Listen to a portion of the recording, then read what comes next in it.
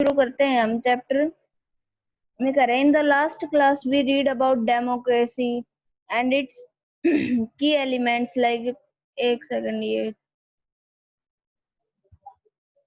तो कह रहे कि पिछले क्लास में हमने पढ़ा था डेमोक्रेसी के बारे में, लोकतंत्र के बारे में कि लोकतंत्र क्या होता है। लाइक पीपल्स पार्टिसिपेशन, जैसे उसमें सारे लोगों का हिस्सा होता है ना, सब लोग पार्टिसिपेट करते हैं उसमें। Justice and resolution of conflict, किसी चीज को लेके न्याय होता है या कोई भी बात होती है तो सारी डेमोक्रेसी के अंदर आती है। The whole idea of democracy is based on the concept of equality. जो ये सारा लोकतंत्र का आइडिया जो है ये किस पे बेस्ड है? इक्वालिटी मतलब समानता के अधिकार पे। किस डेमोक्रेसी के अंदर क्या है? सब लोगों को बराबर का अधिकार है हर एक चीज के लिए, कोई भी बड़ा या छोटा नहीं है।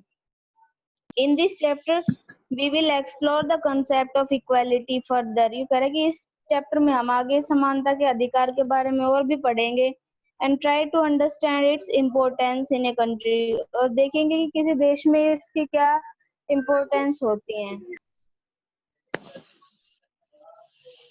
The word democracy is derived from the Greek word demokratia. कह रहा है कि कहाँ से डेमोक्रेसी कहाँ से डेराइव किया गया? डेमोक्रेसी कहाँ से डिराइव किया गया है? यूं कह रहे ग्रीक शब्द से है डेमोक्रेटिया। इसका मतलब क्या होता है? रूल ऑफ द पीपल, मतलब लोगों का शासन। जैसे हम अभी देखते हैं कई कई देशों में तो क्या होता है, अभी भी जैसे राजा वगैरह बनाते हैं वहां पे, ब्रिटेन में है जैसे वहां की महारानी है, तो वहां पे लोगों का शासन नहीं होता, वहां पे एक आदमी होता है उसका शासन चलता है। लेकिन यहाँ पे क्या है, सरकार लोग मिलकर सरकार बनाते हैं और सारे उस पे सब लोगों का पार्टिसिपेशन होता है उसमें।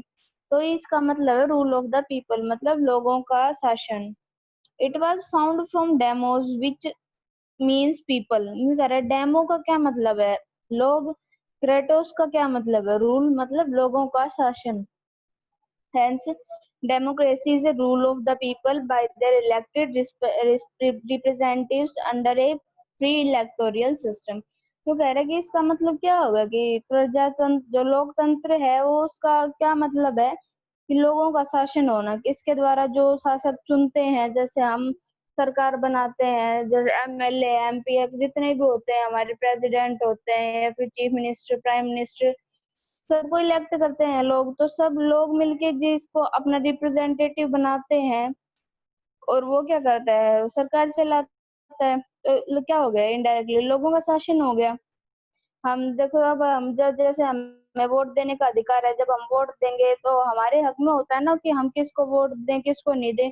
उन चीजों में हमारे ऊपर कोई पाबंदी नहीं होती, तो वो क्या होता है, फ्रीडम होती है इस चीज की, हम जिसको चाहें उसको वोट दे सकते हैं।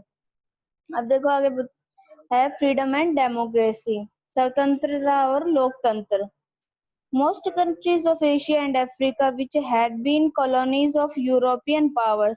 करे बहुत से देश हैं एशिया और अफ्रीका के जो क्या थे, यूरोपीय जो शक्तियां थी उनकी कॉलोनीज थे, मतलब उनके भाग थे। सच एज ब्रिटेन, जैसे ब्रिटेन है, फ्रांस है, adopted a democratic form of government. तो इन लोगों ने क्या किया, लोकतांत्रिक सरकार को चुना आफ्टर गेनिंग इंडिपेंडेंस, स्वतंत्रता के बाद। India gained independence from the British in 1947। कह रहा है भारत को स्वतंत्रता कब मिली थी अंग्रेजों से? 1947 में मिली थी। And became a democratic country, और उसके बाद भारत क्या बन गया, एक लोकतांत्रिक देश बन गया। The neighbors of India such as Pakistan, Bangladesh, Sri Lanka, Myanmar have a mixed records though। तो कह रहे जबकि पाकिस्तान में, बांग्लादेश, श्रीलंका, म्यांमार, वहां पे भी ऐसी ही सरकार है, लेकिन वहां पे क्या है, मिली जुली सरकार होती है। Since independence they have experienced different forms of government। स्वतंत्रता के बाद भी क्या था, उन लोगों ने अलग अलग प्रकार की गवर्नमेंट को एक्सपीरियंस किया। सच एज डेमोक्रेसी, जैसे लोकतांत्रिक सरकार, मिलिट्री डिक्टेटरशिप जैसे तानाशाह सरकार एंड सो ऑन। और बहुत सारी ऐसी सरकारें हैं जो एक देश में बनी है, खत्म होगी, फिर अलग प्रकार के सरकार बनी। तो इस प्रकार से अलग अलग चीजों को देखा है उन लोगों ने। अब देखो इसके बाद है डिफरेंट टाइप्स ऑफ गवर्नमेंट। सरकार किस किस प्रकार की होती है? 3 टाइप्स हैं, मोनार्ची, डिक्टेटरशिप ऑफ और डेमोक्रेसी। तो इन तीनों में देखो, इनके बारे में पढ़ेंगे हम क्या क्या है। मोनार्ची क्या हो गया? ये hereditary form of government by single ruler. क्यों कह रहे हैं कि इसमें क्या होता है, अनुवांशिक होते हैं। जैसे कोई राजा है, आगे जाके उसका बेटा भी राजा बनेगा, आगे जाके उसके बेटे का बेटा राजा बनेगा। तो इस प्रकार से वो मतलब एक ही वंश में चली आती है, ठीक है। उसमें एक एक शासक होता है, जैसे राजा बना दिया, रानी बना दिया, फिर एम्परर होता है। वो सिर्फ एक ही लोग होते हैं। It was the most common form of government during the medieval period. You कहते हैं मेडिवल पीरियड के टाइम पे क्या था, ये सरकार बहुत ज्यादा प्रचलित थी। Today there are a few monarchies left in the world. तो कह रहे कि आजकल देश में ऐसे शासन बहुत कम बचे हैं। एग्जाम्पल जैसे अभी भी कहाँ पे है, सऊदी अरेबिया है और यमन है। वहां पे अभी भी ऐसे ही शासन चलते हैं। वहां पे राजा चुनते हैं, रानी चुनते हैं, या फिर एम्परर होते हैं वो चुनते हैं। मतलब किसी किसी देश में पाई जाती है अभी सरकार। उसके बाद है मैम आपकी डिक्टेटर। आवाज धीरे धीरे आ रही है। धीरे आ रही है अभी? अब आ रही है? मैम धीरे धीरे आ रही है, आप थोड़ी तेज बोल लो। अच्छा ठीक है। अब देखो, इसके बाद है डिक्टेटरशिप, मतलब तानाशाह सरकार। गवर्नमेंट बाई ए पर्सन और ए ग्रुप ऑफ पीपल। यूं कह रहा है या तो सरकार कोई एक आदमी चलाए या फिर एक लोगों का समूह चलाता है। Who have seized power by force. यूं कह रहे जिनके पास क्या होती है, सारी शक्तियां होती हैं। जैसे कि क्या है, एग्जाम्पल क्या क्या है, जर्मनी अंडर हिटलर। जैसे हिटलर था वो तानाशाह था। करंट डे आजकल के टाइम पे कहाँ पे, जैसे म्यांमार में है। Pakistan under the rule of general Ziauddin Haq. जैसे इन देशों में क्या था, एक आदमी की सरकार, जैसे तानाशाह सरकार चली थी। मतलब वो किसी की ऑर्डर्स वगैरह नहीं मानते थे, वो बस अपने ऑर्डर देते थे और बाकी जनता को वैसे ही काम करना पड़ता था। इसके बाद आती है डेमोक्रेसी, मतलब लोकतांत्रिक सरकार। Government by the people. लोग चुनते हैं सरकार को, sometimes directly and sometimes indirectly. कभी कभी तो क्या होता है सीधे तरीके से, जैसे हम हमारे स्टेट के एमएलए एमपी इनके चुनाव होते हैं, ये तो हम देखते हैं, है ना, कि इनमें मतलब कौन बनेगा।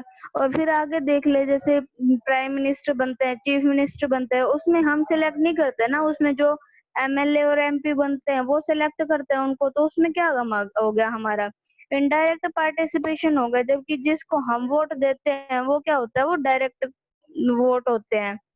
तो कह रहे हैं कभी कभी सरकार डायरेक्टली बनती है और कभी इनडायरेक्टली बनती है। सो देयर इलेक्टेड रिप्रेजेंटेटिव्स, जिन लोगों को हम चुनते हैं, जैसे इंडिया में है United states of America, America में है डेमोक्रेसी। तो ये इसके एग्जांपल्स हैं। ठीक है, समझ में आया आपको तीनों टाइप ऑफ गवर्नमेंट?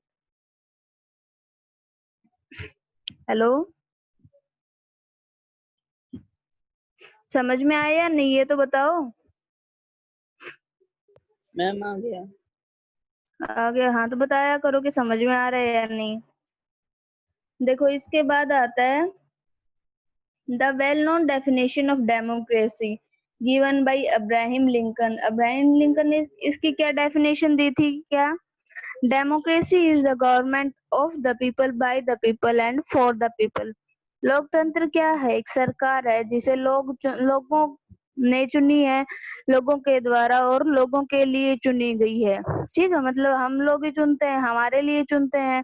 कुछ भी काम होता है, जैसे सरकार काम करती है तो हम लोगों के लिए करती है। तो इसमें क्या होता है, सीधा सीधा लोगों का पार्टिसिपेशन होता है। इसके बाद है military dictatorship. A military dictatorship is a form of government where the political power resides with the military। जैसे कई देश होते हैं जिसमें सेना का प्रशासन होता है, वही सब काम करते हैं। जैसे कोई उनका जनरल हो गया या फिर उनके सेना का बड़ा ऑफिसर हो गया, वही सारे फैसले लेता है। तो वो क्या होती है, मिलिट्री डिक्टेटरशिप होती है। This form of government is generally headed by a dictator or by a group of people। इस प्रकार की सरकार कौन चलाता है? या तो एक आदमी चलाता है या फिर ग्रुप ऑफ, मतलब बहुत से, मतलब जैसे ग्रुप होता है उनका, वो चलाते हैं। The dictator seizes power taken from the ruling party. जो सरकार होती है ना, जैसे जिस पार्टी की सरकार होती है वो क्या करता है, उससे सारी ताकत ले लेता है। मतलब सरकार के पास कुछ पावर नहीं होती। सारे फैसले कौन लेता है वहाँ पे? जो मिलिट्री का हेड होता है वही सारे फैसले लेता है। A dictator does not allow election to take place and bans all opposition parties. कई बार तो क्या हो जाता है, जो डिक्टेटर होता है, तानाशाह प्रकार का जो आदमी होता है, वो क्या करता है, इलेक्शन भी नहीं होने देता। और जो जितनी भी दूसरी पार्टियां होती है, अपोजिशन पार्टीज होती हैं, विरोधी पार्टी होती है, उन सबको क्या कर देता है, बैन कर देता है। ठीक है। इसके बाद है गोल्स ऑफ डेमोक्रेसी। हमारे लोकतंत्र किन किन चीजों के लिए जरूरी है, किन किन चीजों में इसके क्या क्या गोल्स हैं, किस किस काम में आता है। देखो, the Indian constitution provides a democratic form of government. जो हमारा भारतीय संविधान है वो क्या हमें क्या देता है, लोकतांत्रिक प्रकार की सरकार देता है। The goal of democracy is to bring about equality and secularism. इसका मेन काम क्या होता है कि सब लोगों को समानता का अधिकार मिले और हमारा देश धर्मनिरपेक्ष देश बने। Thus, in a democracy of the people are highest form of political authority। तो कह रहे हैं कि तो लोकतांत्रिक सरकार में क्या होती है, जो लोग होते हैं उनके पास सबसे ज्यादा ताकत होती है। The leaders of government hold power only temporarily। तो कह रहे हैं जो जैसे लीडर है उनके पास कुछ समय के लिए शासन आता है। As long as they enjoy the trust of the people। जब तक लोग उन पर भरोसा जताते हैं, उनकी सरकार बनाते हैं, तब तक वो सरकार चलती है। और अगर लोगों को मान लिया नहीं पसंद आ रहा, उनका काम अच्छे से काम नहीं कर रहे हैं, तो क्या करते हैं लोग, उनकी सरकार को वोट नहीं देते, अगली बार तो उनकी सरकार भी नहीं बनती। The people are free to criticize their elected representatives। जो उन्होंने उन लोगों ने अपनी सरकार चुनी है, तो उन लोगों को पूरा हक है कि वो उन लोगों को क्रिटिसाइज कर सके, मतलब उनके काम में कमियां निकाल सके, या फिर अगर उनको पसंद नहीं आया तो वो अगली बार उसको वोट ना दे। तो इन सब चीजों के लिए लोगों को पूरी आजादी होती है। Justice and equality are two pillars of democracy. कह रहे कि अब हमारा जो लोकतंत्र है वो किन चीजों पे चलता है, दो चीजें हैं मेन, जस्टिस है, न्याय है, और समानता का अधिकार है। इन दोनों चीजों पे चलता है। Justice is to give each one what is due to him और हर as a person.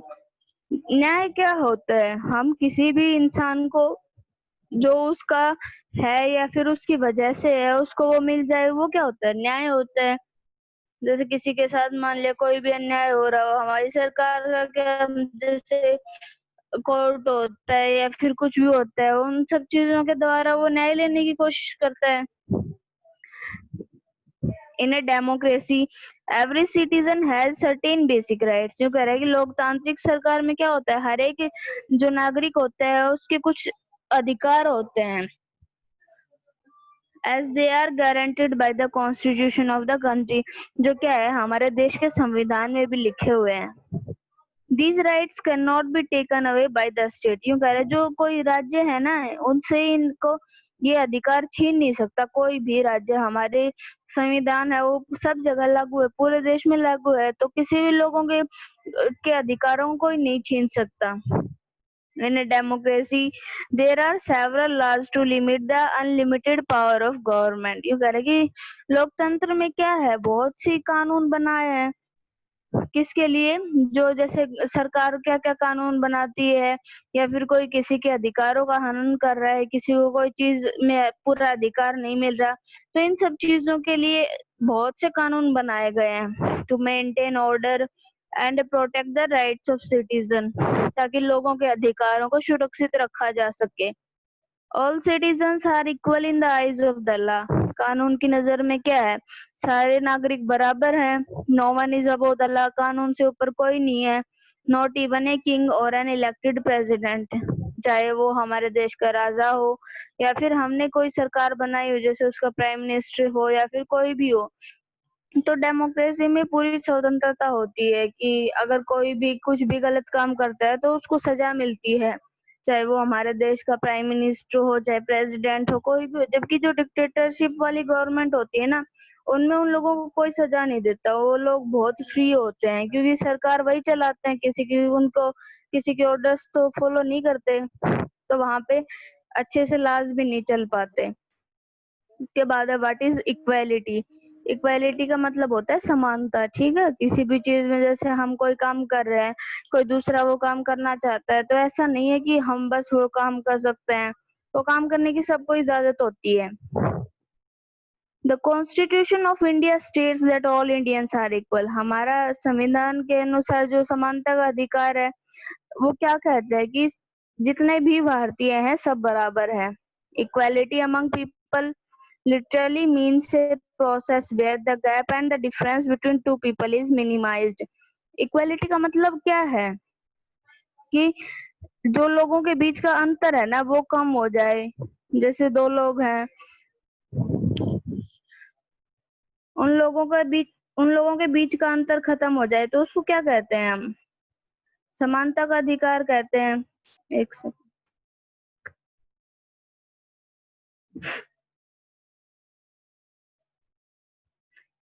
Is and this means that every Indian will get the same treatment in court of law irrespective of caste, creed, sex and religion.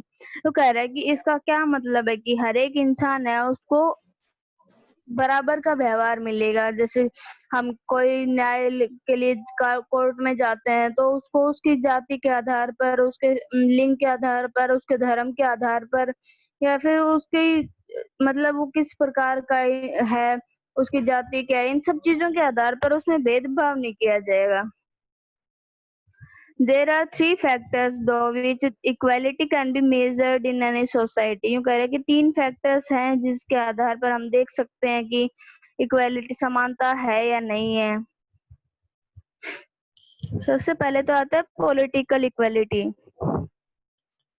देखो इसमें क्या है, in India every citizen above the age of 18 irrespective of sex, religion is given to the right of vote। यूँ कह रहे हैं कि भारत में क्या है, सब लोगों को वोट देने का अधिकार है। जिनकी एज 18 साल से ऊपर है या 18 साल है, उन लोगों को क्या है, सब लोगों को वोट देने का अधिकार है, चाहे वो किसी भी धर्म का हो, किसी भी जाति का हो, कुछ भी हो, सबको वोट देने का अधिकार है। This is called universal adult franchise. इसको क्या बोलते हैं? यूनिवर्सल अडल्ट फ्रेंचाइजी बोलते हैं। इसके बाद है universal adult franchise ensure that all people are treated equally. इसका क्या काम होता है यूनिवर्सल एडल्ट फ्रेंचाइजी का? कि ये देखना कि सब लोगों के साथ बराबर का व्यवहार हो रहा है या नहीं हो रहा। All adult exercise one vote only. अगर सब लोग क्या कर सकते हैं, सिर्फ एक वोट दे सकते हैं। Which they cast in favour of candidate of their choice. जो भी उनको कैंडिडेट पसंद है, जो इलेक्शन में खड़े हो रहे हैं, जो भी उनको पसंद है उसको एक आदमी को वोट दे सकते हैं। In other words, each adult member of the society has equal rights to choose their representative. अब देखो अगर हम हैं, हम भी एक ही वोट डाल सकते हैं। कोई हमसे बड़ा आदमी है वो भी एक ही वोट डाल सकता है, या फिर प्राइम मिनिस्टर है वो भी एक ही वोट डाल सकते हैं। तो सबको बराबर का हक है इस चीज में। The Constitution of India has passed the laws that prohibit discrimination against people। पर जो भारत का संविधान है ना, उसने क्या किया है, कानून पास किया है जो क्या मना करता है कि लोगों में भेदभाव पैदा कर, जिन चीजों के बेसिस पे लोगों में भेदभाव पैदा होता है, उन सब चीजों के प्रति कानून पास किया है। These ensure that all people are treated equally by society। ये क्या देखता है ये कानून कि सब लोगों को हमारे सोसाइटी में, समाज में बराबर का अधिकार मिल रहा है नहीं मिल रहा। इसके बाद आता है economic equality. All members of society should have equal economic opportunities. अब देखो कोई भी किसी भी चीज के फॉर्म निकलते हैं या फिर कुछ भी होता है, तो सबको हक होता है ना उस चीज पे कि हाँ हम भी ये चीज कर सकते हैं, या फिर किसी भी चीज में हम पार्टिसिपेट कर सकते हैं। All should be free and self-reliant in matters of earning their livelihood।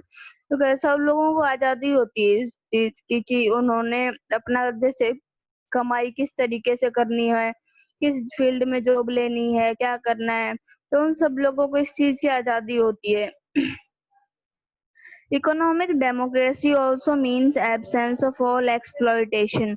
Economic democracy का क्या मतलब होता है? Absence of exploitation. एक्सप्लॉयटेशन होता है मतलब किसी को दबाना, जैसे किसी को, जैसे कोई बड़ा आदमी है वो छोटे लोगों को दबा रहा है, उनका काम भी नहीं होने दे रहा। तो वो क्या होता है, एक्सप्लॉइटेशन करना, मतलब उनका शोषण करना। This is workers should not be exploited bye owners, मतलब जैसे जो छोटे काम करने वाले हैं, जो मालिक है, उनको शोषण नहीं कर सकता। And peasant should not be exploited bye landlords, और जो जैसे छोटे किसान है, वो बड़े जमींदार उनको शोषण नहीं कर सकते। Equal wages should be given for equal work, एक जैसे काम के लिए सबको एक जैसा पैसा मिलना चाहिए। No distinction should be made between man and women, आदमी और औरत में कोई फर्क नहीं किया जाना चाहिए। अगर वही काम आदमी कर रहा है, वही काम औरत कर रही है, तो दोनों को बराबर पैसे मिलने चाहिए। There can be no economic democracy if there is no fair distribution of wealth in the society।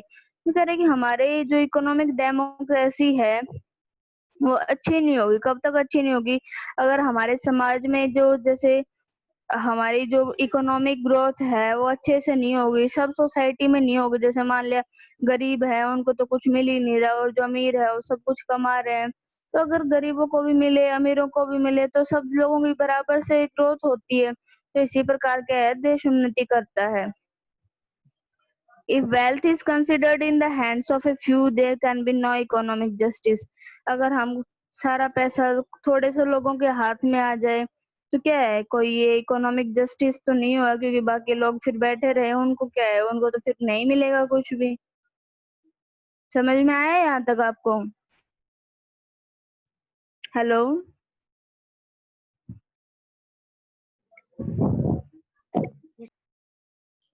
बोलो, समझ में आया या नहीं? कहीं कोई दिक्कत आ रही हो? ठीक है। अदर फॉर्म्स ऑफ इनइक्वालिटी, असमानता की दूसरी फॉर्म्स कौन कौन सी दे रखी हैं? देखो, in democratic country like India, जैसे भारत जैसे लोकतांत्रिक देश में क्या है, equality and inequality coexist, समानता भी है और असमानता भी है। On one hand there is equality in the form of universal adult franchising, equality की समानता, जैसे मान लिया कि एग्जाम्पल लेके देखते हैं, समानता किसमें है, सबको वोट देने का अधिकार है। दूसरे हाथ में असमानता किसमें है, डिफरेंसेस इन इनकम्स, अलग अलग लोगों की वेतन अलग अलग होता है, उन चीजों में असमानता पाई जाती है। जैसे मान लिया एक कंपनी में सब लोग वही काम कर रहे हैं, किसी का कुछ वेतन है, किसी का कुछ वेतन है, तो इन सब चीजों में असमानता पाई जाती है। और भी बहुत सी चीजों में असमानताएं पाई जाती हैं। जैसे The most common form of social inequality in India is caste system। जैसे